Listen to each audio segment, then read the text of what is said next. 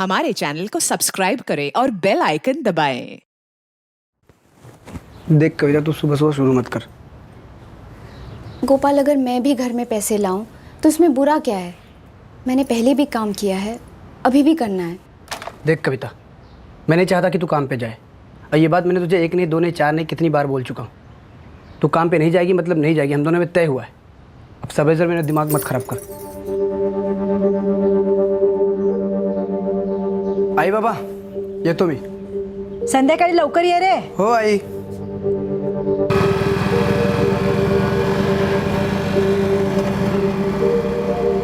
काम करने नहीं जाने देता, ना ही घर के बाहर जाने देता है। घर के बाहर कदम भी रखूं तो 10 सवाल करता है। मैंने नहीं सोचा था ऐसा कुछ होने वाला है। 2 महीने पहले सब कुछ कितना अलग था।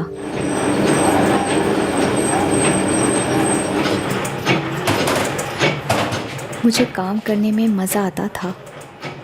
मुझे ज़िंदगी से कई सारी उम्मीदें थी। गोपाल और मैं एक ही फैक्ट्री में काम करते थे।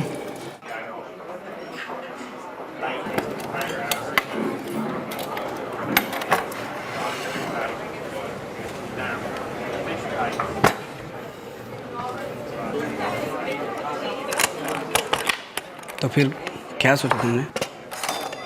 कुछ नहीं सोचा गोपाल। 2 साल हो गए हमारी दोस्ती को। गोपाल, हम दोस्ती अच्छे हैं। मैं सिर्फ और सिर्फ काम करना चाहती हूँ। आई की ट्रीटमेंट करवानी है। पता है डॉक्टर लोग क्या बोल रहे हैं? वो बोल रहे हैं कि आई बच ही नहीं सकती, लेकिन मैं ना आई को जिंदा रखूंगी। और तेरी अपनी जिंदगी, उसका क्या? गोपाल, मैं अभी शादी नहीं कर सकती। मुझ पे भरोसा तो कर सकती है ना, या वो भी नहीं करती? गोपाल, ऐसा कुछ नहीं है। वही तो प्रॉब्लम ना कि ऐसा कुछ नहीं है। तुम मुझसे प्यार ही नहीं करती। ऐसा नहीं है। तो फिर शादी कर ले मुझसे। बोल, करेगी ना मुझसे शादी? दरअसल तो डरती है कि मैं तुझे खुश नहीं रख पाऊंगा। गोपाल, मुझे आई को खुश रखना है। तेरी आई को मैं अच्छी तरह से जानता हूँ। 6 महीने हमने साथ में काम किया है। वो खुद चाहती थी कि तू अपने लाइफ में सेट हो जाए, और तेरे बाबा भी यही चाहते होंगे। मैंने कहाँ ना बोला कि मैं सेटल नहीं होना चाहती। लेकिन मेरे साथ नहीं होना चाहती। मेरे साथ नहीं होना चाहती ना तू? गोपाल, हम अच्छे दोस्त हैं। अरे अचार डालू क्या ऐसी दोस्ती का? प्यार करता हूं मैं तुझसे। जब तू पहली बार अपने आई के साथ काम पे आई थी ना, तब से। और शादी करना चाहता हूँ तुझसे, लेकिन तेरा स्टैंडर्ड है ना, मेरे को हाई लगता है।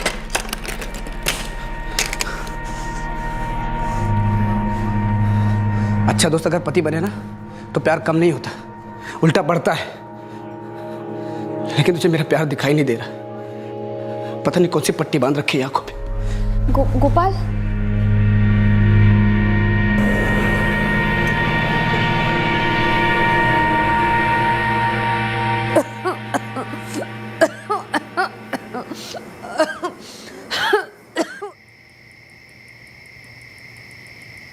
चल जी चल, फटाफट आ जा, हो गई बहुत पढ़ाई।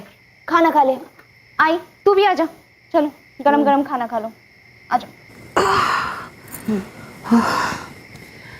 एक बार लड़का देख तो ले, पढ़ा लिखा है, सरकारी नौकरी है, कोई ऐसी वैसी आदत भी नहीं है उसमें। खाना खाने के बाद बात करें। कविता, ऐसी बात मत टाल। सच्चाई तो बदलेगी नहीं ना। इस साल तो तेरी शादी होनी ही होनी है। सच्चाई ये भी है बाबा कि मुझे कोई जल्दी नहीं है। लेकिन मुझे जल्दी है। सभी डॉक्टरों ने जवाब दे दिया है कि मेरे पास समय कम है। मैं जाने से पहले एक बार तुझे दुल्हन बना हुआ देखना चाहती हूँ। आई, ऐसा मत बोल। कहीं नहीं जा रही तू, मैं तुझे जाने नहीं दूंगी। हाँ हाँ, मेरी हड्डियों का बढ़ता हुआ कैंसर डर जाएगा तुम लोगों से। देख कविता, मैंने तेरी इजाज़त लिए बगैर उनको रविवार को खाने पे बुलाया है। मिल लेना एक बार। डॉक्टर लोगों ने आई को ज़्यादा से ज़्यादा 6 महीने दिए थे। हम दवा, दुआ और प्यार से उसे रोकने की कोशिश कर रहे थे, और उस सब के बीच में मेरी शादी की बात चल रही थी। और दूसरी तरफ गोपाल अलग ही तरीके का नाटक कर रहा था।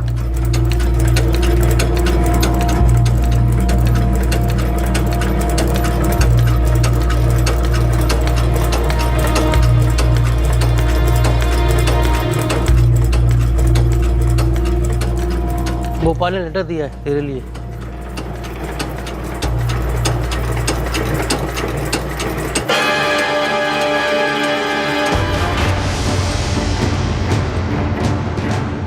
तुम मेरी नहीं हो सकती तो मुझे इस दुनिया का भी नहीं होना है। Good bye.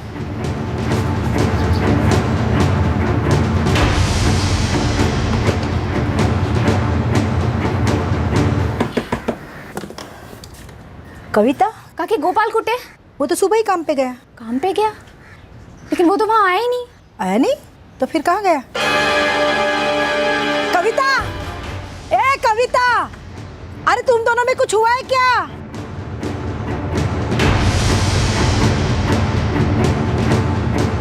हाँ, देखा था मैंने उसे।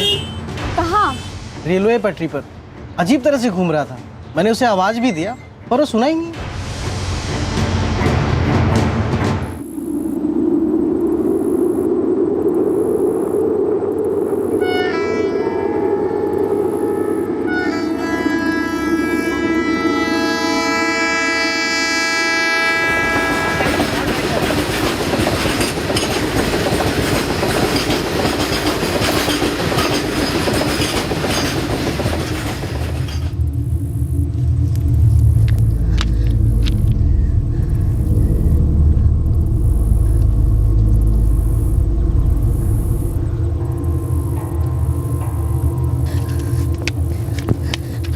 क्यों कर रहे हो तुम ऐसा?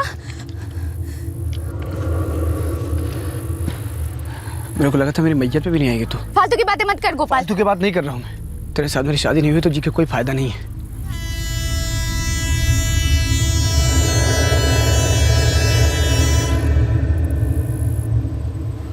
चल थैंक्स। मरने से पहले आखिरी बार तुझे देख तो लिया।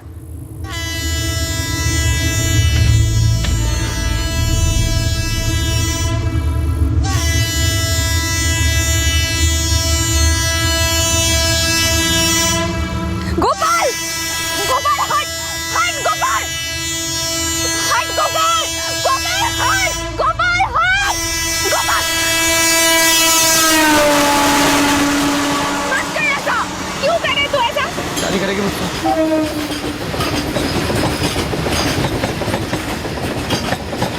कविता को गोपाल पसंद था, लेकिन वो उस वक्त शादी नहीं करना चाहती थी, ना गोपाल से और ना ही किसी और से। कविता को अपनी मां के बढ़ते कैंसर को रोकना था, उसे पैसे कमाने थे, लेकिन गोपाल ने इस मामले को इस हद तक धकेल दिया था कि कविता को मजबूरन अपनी मर्जी के खिलाफ उसके प्रस्ताव को स्वीकार करना पड़ा। यह एक जबरदस्ती कराई गई शादी थी।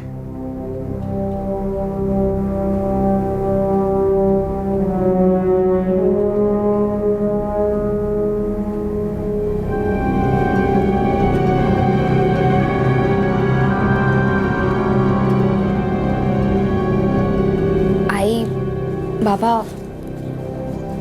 मैंने और गोपाल ने शादी कर ली। शादी कर ली और हमें बताया भी नहीं? कविता क्यों? ये गोपाल ही क्यों? आई, वो मुझसे प्रेम करता है। प्रेम? तेरे चेहरे पे तो प्रेम नजर नहीं आता। है आई, मैं भी उससे प्रेम करती हूँ।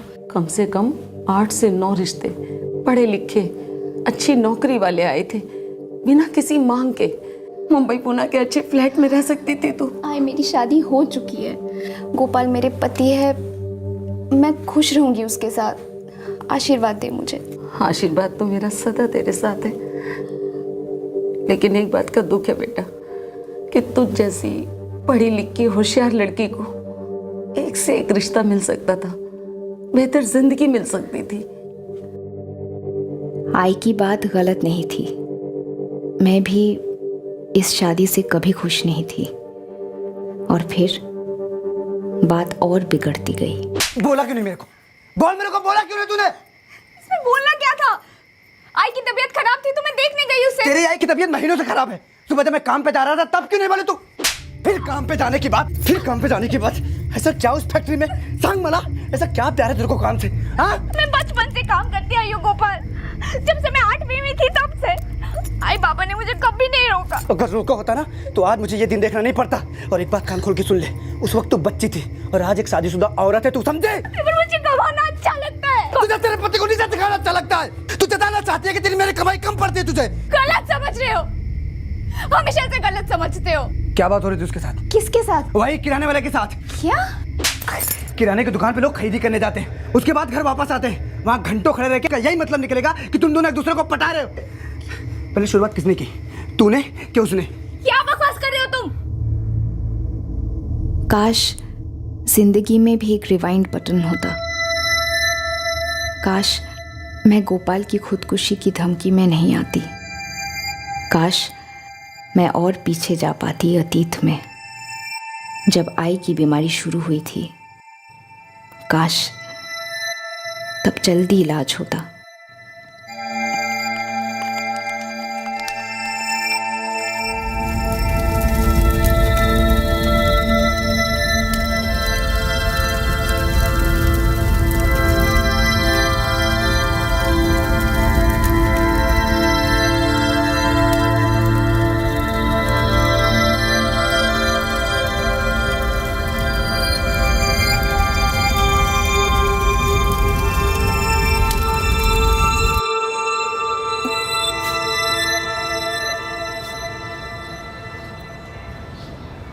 रमेश भाऊ, मुरली ने घर के पैसे दिए?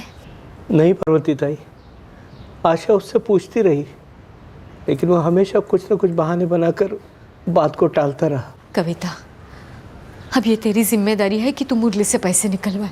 पता नहीं मैं कैसे करूंगी। आई को तो एक दिन जाना ही था, लेकिन मान ही नहीं पा रही हूँ कि आई नहीं है।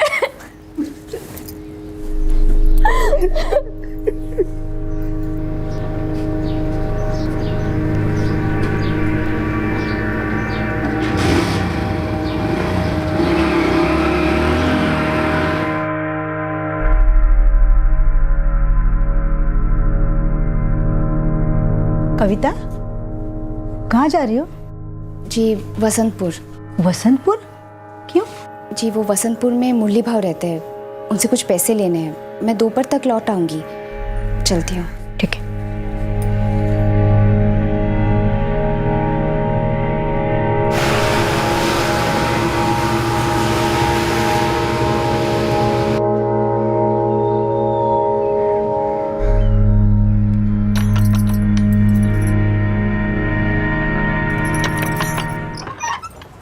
नमस्ते काकी। अरे कविता, कैसी है तू? मुरली भाव कहाँ है? वो तो गोदाम गए हैं। गोदाम किस तरफ होगा? कविता, तेरी आई का इस तरह जाना बहुत बुरा लगा। बुरा तो हम सबको लगा काकी। आई को कैंसर ने नहीं, गरीबी ने मारा।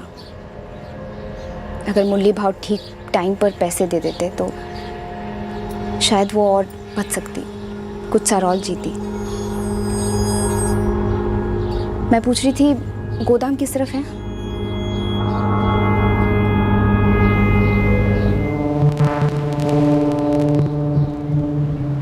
अरे कविता, तू यहाँ कैसे?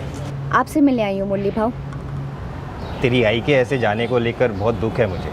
शायद नहीं है, अगर होता तो पैसे बहुत पहले आ जाते। उससे जो बन पाया वो लौटाया मैंने। जो घर आपने किराए पे लिया था वो आई का घर था, वहाँ पे हम जन्मे पले बड़े। जानता हूँ कविता। कुछ नहीं जानते आप।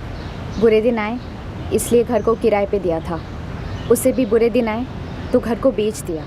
दिल पे पत्थर रख के बेचा था हमने, सिर्फ इसलिए ताकि आई का इलाज हो पाए। अब आई तो नहीं रही, लेकिन आप पर उधार बाकी है। दे दो 25,000 रुपये मेरे। तेरी आई को भी मैंने यही कहा था, तुझे भी मैं यही कहूँगा कविता। 25,000 देने की मेरी औकात नहीं है। मालिक ने दिहाड़ी कम कर दी है। वो तो इधर का सुपरवाइज़र सुभाष, वो मेरा दोस्त है, इसलिए जैसे तैसे चलता है मेरा। एक पैसा नहीं बचता है, उधार लेके घर चलाना पड़ता है। और 75,000 रुपये दिए ना मैंने। सौदा 1 लाख का हुआ था। अब नहीं दे सकता तो नहीं दे सकता, जान लेगी क्या? मुरली भाव आप ठीक नहीं कर रहे हो। तुझे जो समझना है समझ। 3 साल मैंने ईमानदारी से किराया दिया, फिर 75,000 रुपये देकर वो घर खरीदा। अब बाकी 25,000 नहीं दे पाऊँगा। ये मेरा आखिरी जवाब है।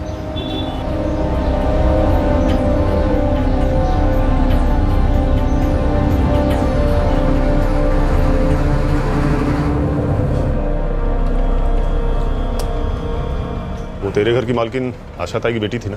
हाँ, पैसे मांगने आई थी। तुझे क्या लगा आशा गई तो उधारी गई? उसी की बेटी है कविता, पैसे लेकर रहेगी, छोड़ेगी नहीं तुझे। तो जो करना है कर ले, पैसे दूंगा नहीं। तो घर तेरा कैसे होगा? मतलब? वो घर आशा ने मरने से पहले कविता के नाम किया होगा। घर की सारी कागज पत्री कविता के नाम होगी। तो 75,000 रुपये नगद दिए बिना रिसीट के।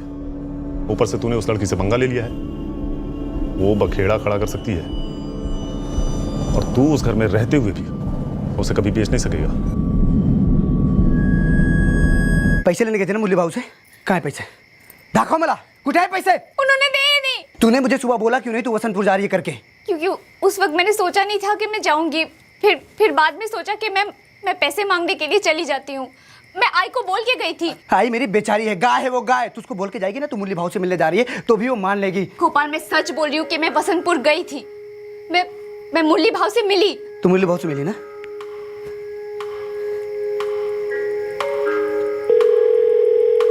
हेलो मुरली भाऊ, गोपाल बोल रहा हूँ, कविता का पति।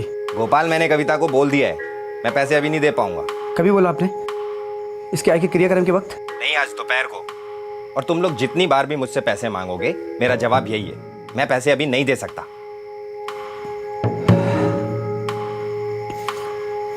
खाने लगा।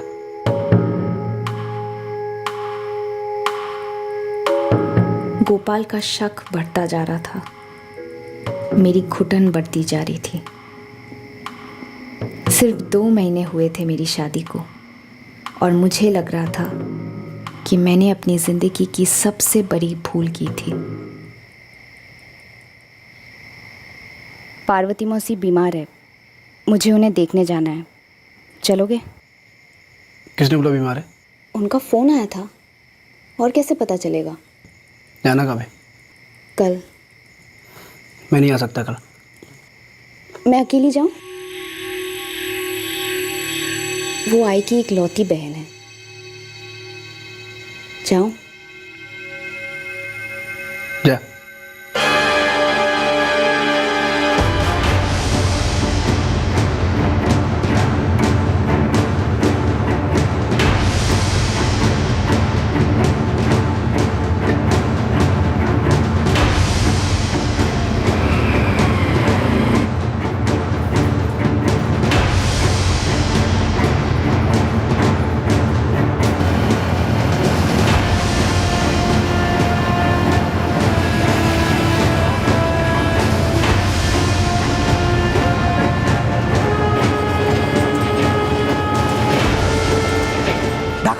कुठे आहे पैसे?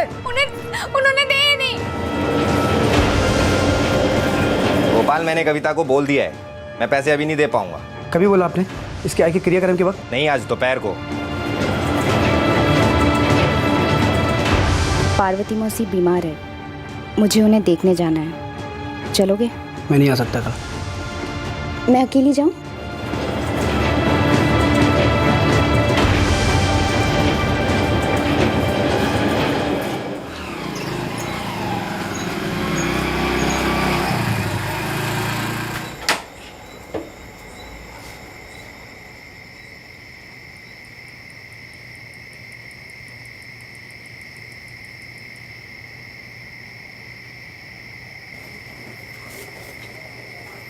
अरे आई।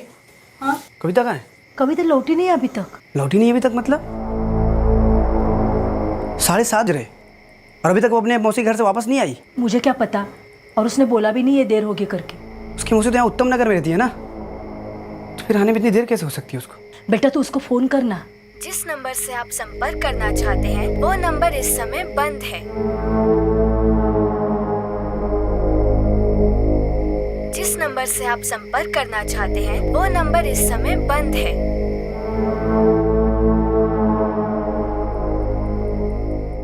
उस शाम को कविता घर नहीं लौटी। दरअसल उस शाम के बाद कविता उस घर में कभी नहीं लौटी। वो उस दर्द के पिंजरे से, मायूसी की काल कोठरी से दूर हो गई थी। लेकिन कविता थी कहां? क्या हुआ था उसके साथ? हाँ गोपाल, कविता आई थी इधर, 4 बजे के आसपास निकल गई यहाँ से। 4 बजे के आसपास? तो अब तक पहुंची क्यों नहीं? 8 बजे निकलवाया है और उत्तम नगर से यहाँ तक आने में सिर्फ 1 घंटा लगता है। अरे देवा, तो गई कहाँ? यही सवाल तो मैं आपसे पूछ रहा हूँ, वो गई कहाँ वो, और किसके साथ गई? मुझे कैसे पता? यहाँ से 4 बजे निकल गई। बीच में कहीं रुकने वाली थी क्या? रुकना था मतलब उसने बोला आपको ऐसा कि कहीं रुकेगी करके? अरे नहीं, मैं तुमसे पूछ रही हूँ, उसने कुछ बताया था तुझे? मुझे भी कुछ नहीं बोली, और वैसे भी मुझे कुछ बोलती कहाँ है वो। पहले करती है और फिर बाद में कहानियाँ बनाती है। अभी तक घर नहीं पहुंची कविता? नहीं।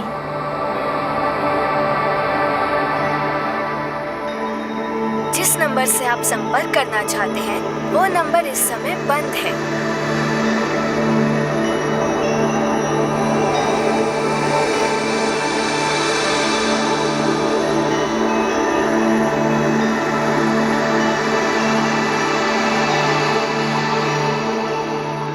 किसी और रिश्तेदार के घर गई होगी? नहीं सर, ऐसा कोई रिश्तेदार तो नहीं है। पार्वती जी, कविता ने आपको क्या कहा था कि घर जा रही हूं मैं? घर ऐसा कुछ नहीं बोली, कहा देर हो रही है निकलती हूँ। मुझे लगा घर ही जा रही होगी। कुछ परेशान दिख रही थी वो? नहीं, ऐसा कुछ नहीं, हमेशा की तरह थी, ठीक ठाक। क्या बोला मुरली? वही हमेशा की तरह, क्या ऐसे उसने बोला था कि पैसे नहीं दे पाएगा वो। घर के कागजात कर दिए क्या उसके नाम? वो मुझे पता नहीं। आई ने कहा था कि तेरे नाम पे ये घर कर रही हूँ, और कागजात पे कुछ दस्तखत किए थे। उसके बाद आई ने क्या किया क्या नहीं कुछ नहीं पता। बेटा ये मुरली ना बहुत शाना है, धोखा दे रहा है तुझे। ये पैसे ना मिलने को लेकर कुछ टेंशन में थी वो? वैसे तो हम सभी उस घर को लेकर टेंशन में थे। क्यों? वो पुश्तैनी घर हमारी आई ने आशा को, मतलब कविता की माँ को दिया। आशा ने उसे भाड़े पे चढ़ाया, फिर मुरली आया वहाँ रहने। 3 साल था किराए पे। फिर आशा के घर की हालत कुछ ठीक नहीं थी, तो घर बेचने की बात हुई। मुरली बोला वो ही खरीदेगा। 1 लाख में सौदा हुआ। मुरली ने 25,000 तो दे दिए, पर बाकी के 25,000 देने के लिए रखड़ा रहा है। ये मुरली साहब का नंबर दो। 444 256 7। जिस नंबर से आप संपर्क करना चाहते हैं वो नंबर इस समय बंद है। सर ये मुरली साहब का नंबर भी स्विच ऑफ आ रहा है, कविता की तरह।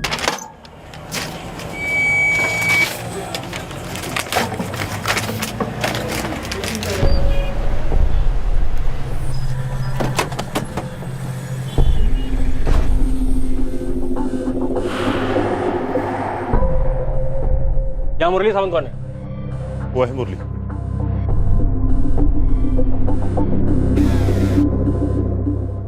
आप मुझे किधर ले जा रहे हो साहब? मैंने क्या किया है?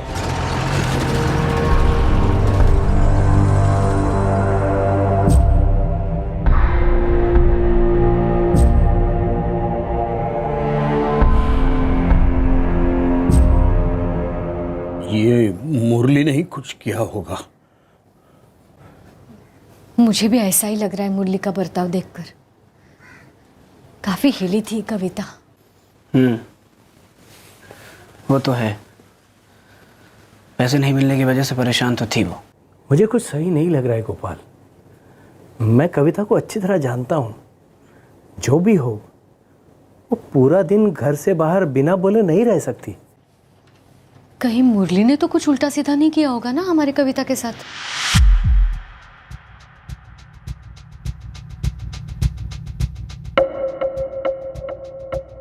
मैं मानता हूँ 25,000 बाकी थे मेरे, लेकिन इसलिए नहीं दिए साहब क्योंकि है ही नहीं। जब भी 75,000 थे मैं उसको दिया ना साहब। घर तो तूने पूरा लिया है ना, 25% घर तो नहीं लौटाया तूने। ऐसा क्या किया है कि जिसके बाद कविता चवन ने तुझसे 25,000 मांगने की जरूरत नहीं की? साहब मैंने कुछ नहीं किया है साहब, ना कुछ करूंगा साहब। मैं सच बोल रहा हूँ साहब।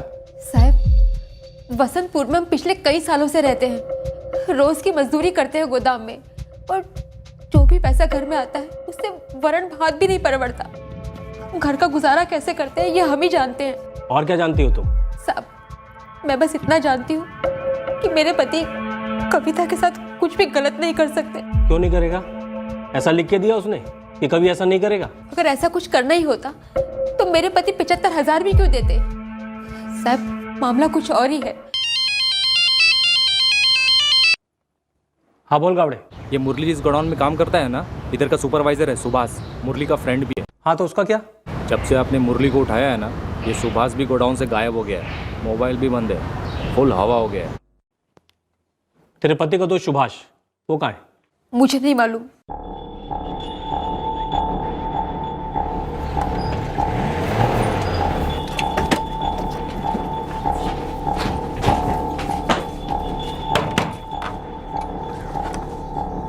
जी सुभाष कहाँ है? मालूम नहीं साहब, कल दोपहर को तो घर आए थे पर फिर कहीं चले गए। कुछ बोला नहीं, कहाँ गए मालूम नहीं।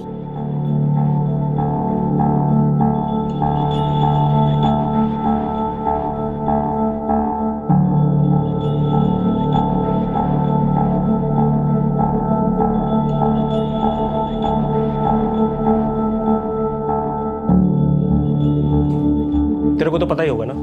क्या साहब? यही की तरह पति मुरली सावंत के साथ मिलकर एक लड़के को गायब किया है। क्या? ये क्या बोल रहे हैं साहब आप? पैसों का मामला है, उन दोनों ने मिलकर लड़की के साथ कुछ कर दिया होगा। नहीं साहब, सुभाष पर मुझे कुछ नहीं मालूम साहब, मुझे कुछ भी नहीं मालूम। देख उसका फोन भी स्विच ऑफ आ रहा है, बुरा फंसेगा। वैसे और कहाँ जा सकता है? मुझे कुछ बताते ही नहीं है साहब, मैं सच बोल रही हूँ साहब, मुझे नहीं पता। तो तू खुद से पता कर। देख अगर वो नहीं मिला ना तो तू बुरा फंसेगी, याद रखना।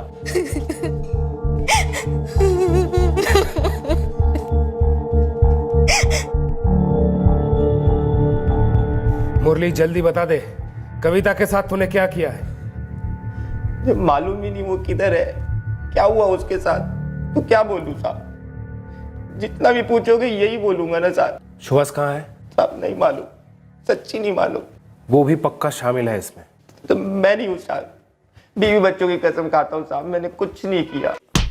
मुरली, हम यहाँ हर रोज लोगों को तोड़ते हैं, इसलिए सलाह दे रहा हूँ, वरना बाद में तेरा नाम आया ना, ये सारी मेहनत का बदला लेंगे हम। वो वाली पिटाई मालूम है ना, बाद वाली अच्छे तुर्रम खां भी झेल नहीं पाते। दाखव मला, कुठे आहे पैसे? उन्होंने दे ही नहीं। पार्वती मौसी बीमार है, मुझे उन्हें देखने जाना है।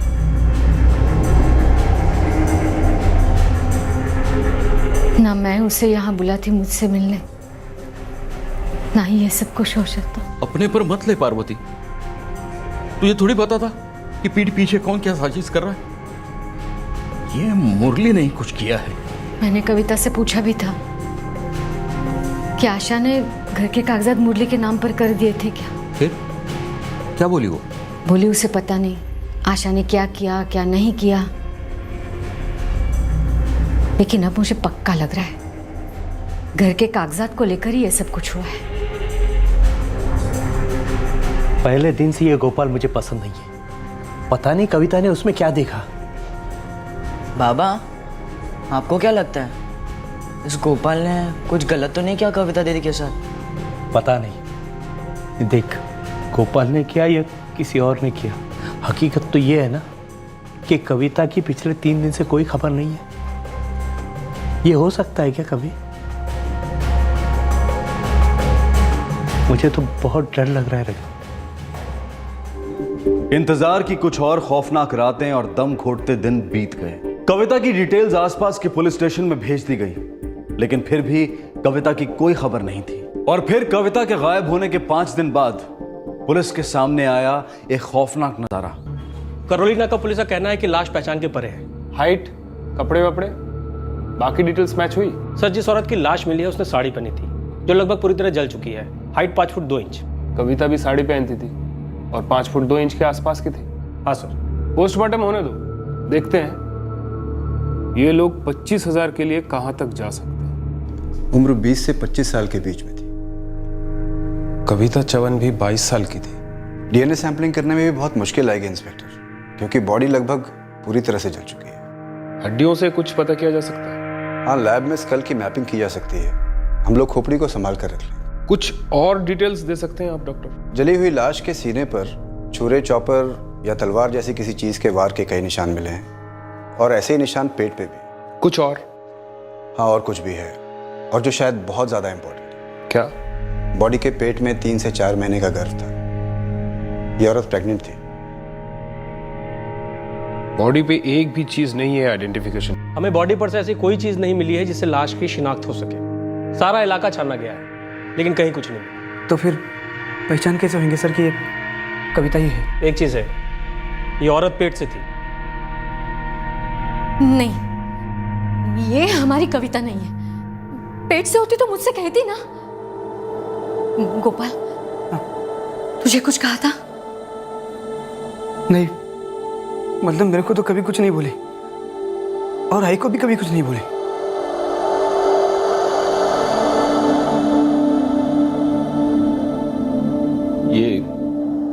ये कविता ही है। दामोदर मौसा, आप कैसे बोल सकते हो ये कविता है?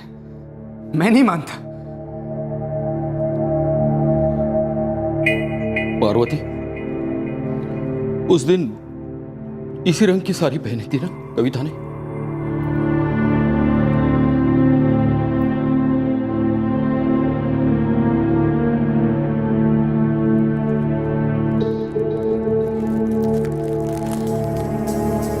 नहीं, ये मेरी कविता नहीं है। ऐसा नहीं हो सकता। मेरी कविता मुझे छोड़ के नहीं जा सकती। मैं नहीं मानता ये मेरी कविता है। रिपोर्ट कब तक मिल सकती है? कम से कम 1 हफ्ते का टाइम लगेगा सर। हमें विक्टिम का एक क्लियर फोटोग्राफ भी लगेगा। उसके बाद हम कविता चौहान की तस्वीर उस स्कल पर सुपर इम्पोज करेंगे, फिर मैच करेंगे। फोटोग्राफ आपको मिल जाएगा? ओके। ये गोपाल से कविता चौहान का एक क्लियर फोटोग्राफ मंगवाओ। सर,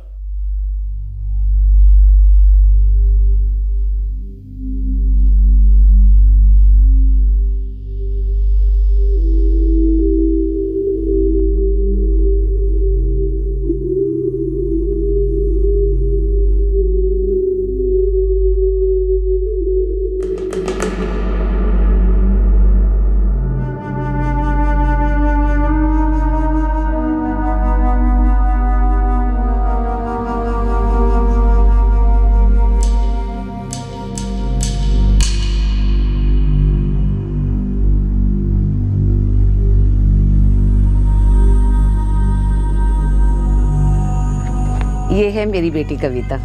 बड़ी प्यारी बच्ची है। टॉफी खाओगी? अरे वाह।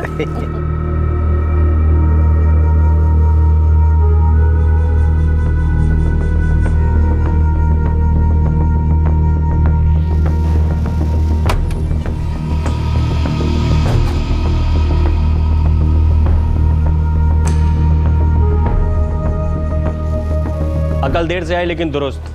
अच्छा किया सरेंडर करके। सुभाष वाघमारे, वरना दौड़ा दौड़ा के कूटते थे। ले चलो इसे। इस केस में फिलहाल 2 आरोपी थे, मुरली संत और सुभाष वाघमारे, और वो दोनों पुलिस की कस्टडी में थे। आरोप यह था कि मुरली ने कविता चौहान को 25,000 रुपए देने थे जो वो नहीं दे रहा था। पर क्या इन 2 दोस्तों ने वाकई में कविता का कत्ल कर दिया था 25,000 के लिए? दूसरी तरफ पुलिस के सामने एक बुरी तरह से जली हुई लाश थी। क्या यह लाश वाकई कविता चौहान की थी?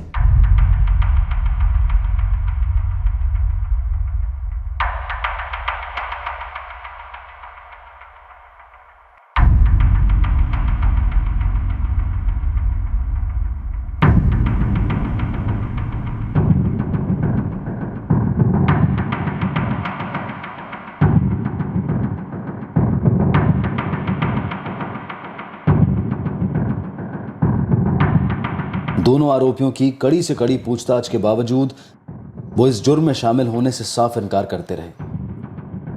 और दूसरी तरफ गोपाल चौहान अपनी पत्नी के बारे में जानने के लिए बेहद परेशान होता चला था।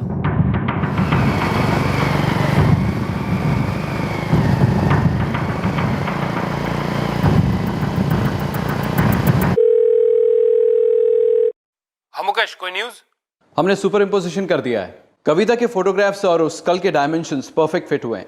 सो it is Kavita Chauhan inspector, no doubt about it.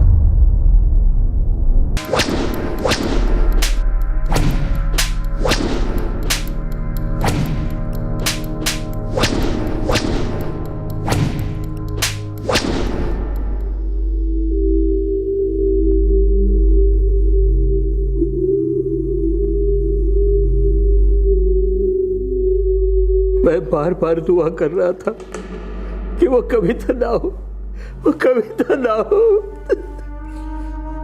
मुझे तो पहले से लग रहा था कि वो कविता ही है। एक अर्जे से मुझे भी लग ही रहा था ये मुरली जरूर कुछ ना कुछ करेगा। हाँ साहब, आप नहीं किया है।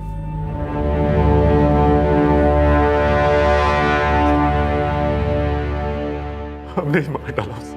हमने उस पर पहले वार किया चाकू से, फिर लाश को इस हद तक जला दिया कि कोई पहचान नहीं पाए। हर लाश की शिनाख्त हो ही जाती है और हर खूनी को सजा। हमसे बहुत बड़ी गलती हो गई साहब, हमें माफ कर दो। मुझे कैसे पता चला कि अपनी मौसी के घर से लौट रही थी? तब मैंने फोन किया था उसको।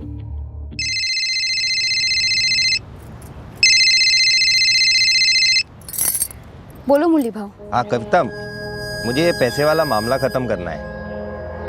मैं तेरे पैसे देना चाहता हूँ। ये अच्छी बात है, मैं कल आ जाती हूँ पैसे लेने। नहीं नहीं, कल नहीं, आज ही आकर लेना। आज मैं बाहर हूँ, उत्तम नगर से घर जा रही हूँ, पार्वती मौसी के घर से। हाँ तो मैं तेरे को आधे रास्ते में मिलता हूँ ना। देख तेरे पैसे हैं, लेके खत्म कर। ठीक है भाव, करौली नाका पे बस रुकेगी, मैं वहीं उतर जाऊंगी, तो वहीं पे मिलते हैं। जल्दी आ जाइएगा, मुझे बहुत देर हो चुकी है। नहीं नहीं, देर नहीं लगेगी, तू उधर ही रुक, मैं करौली नाका पहुँचता हूँ।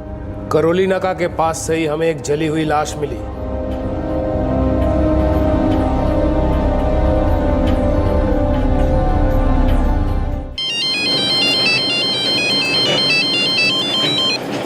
हेलो, क्या बोल रहे हैं? एक सेकंड। क्या ये क्या बोल रहे सर आप? तुम्हारी पत्नी कविता जब पार्वती जी के घर उत्तम नगर से लौट रही थी, तब मुरली और उसके दोस्त सुभाष ने मिलकर कविता का मर्डर कर दिया था। मतलब उन दोनों ने आपको ऐसा बोला क्या? हाँ, उन दोनों ने अपना जुर्म कबूल कर लिया।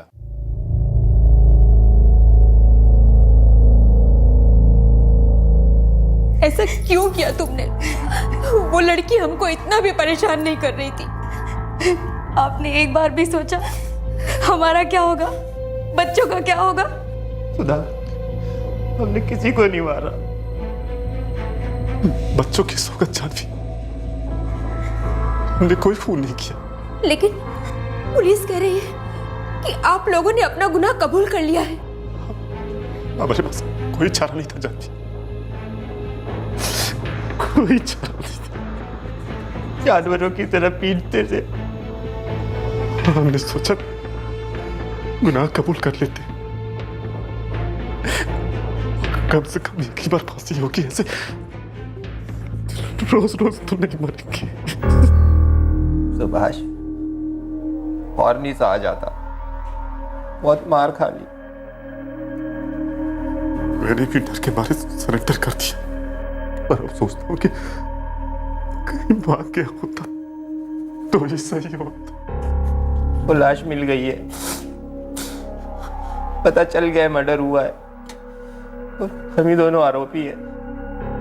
वो हमें और मारेंगे, एक एक हड्डी तोड़ देंगे हमारी। अधमरे होकर हम कबूल कर ही लेंगे।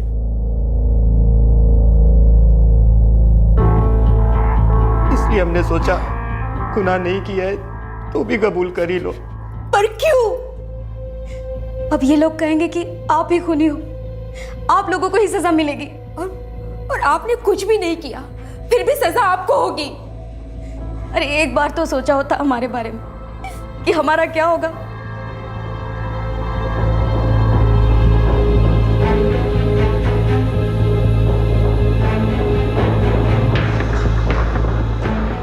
इन दो आरोपियों ने पुलिस को बताया था कि उन्होंने कविता का कत्ल कर दिया था और फिर उसकी लाश को जला दिया था, लेकिन अब अपनी पत्नियों के सामने ये कुछ और ही बात बता रहे थे।